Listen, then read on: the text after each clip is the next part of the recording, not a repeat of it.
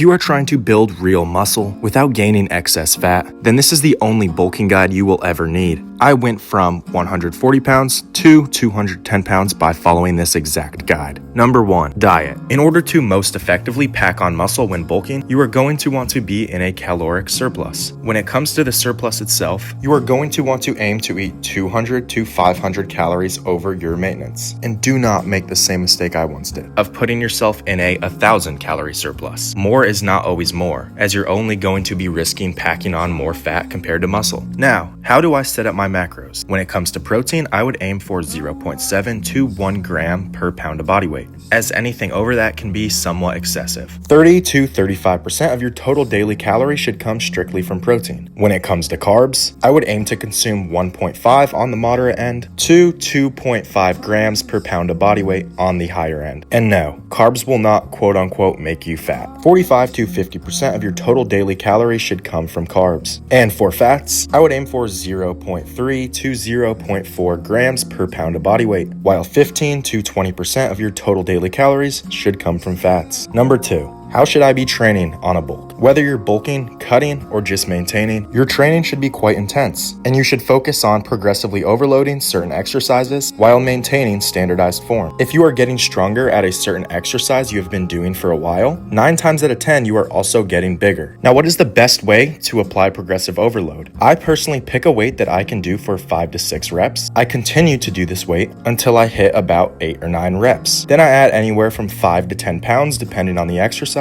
aiming to get 5 to 6 reps again. I would aim to repeat this cycle on every single exercise you perform, and this should be continuous whether you are bulking, cutting, or maintaining. Number 3. How can I avoid plateaus to get the most out of my diet and training? When it comes to plateaus in the gym, where maybe you are regressing on certain exercises or finding it extremely hard to progress, step 1 should be to reevaluate your overall weekly volume for the muscle group that's hard to progress on. I would start by taking out 1 set per week with the muscle group that doesn't seem to be fully recovered. For example, if I'm finding it very hard to progress on a pec deck fly and I'm doing 6 total sets per week and I also don't feel like I'm fully recovered, I would simply drop it down to 5 and go from there. When it comes to avoiding plateaus with your diet, your first step should be to make sure you're actually in a surplus. Let's say, for example, your maintenance is 3,000 calories and you've been eating 3,200 for a few months now and weight gain has completely stopped. Your first step should be to reevaluate your new maintenance and then add 200 to 300 calories from there. And when you're stuck in a plateau and you introduce new calories, I would make sure majority of those new calories come from carbs. And on the topic of carbs, no matter what time of day you train, I would aim for 60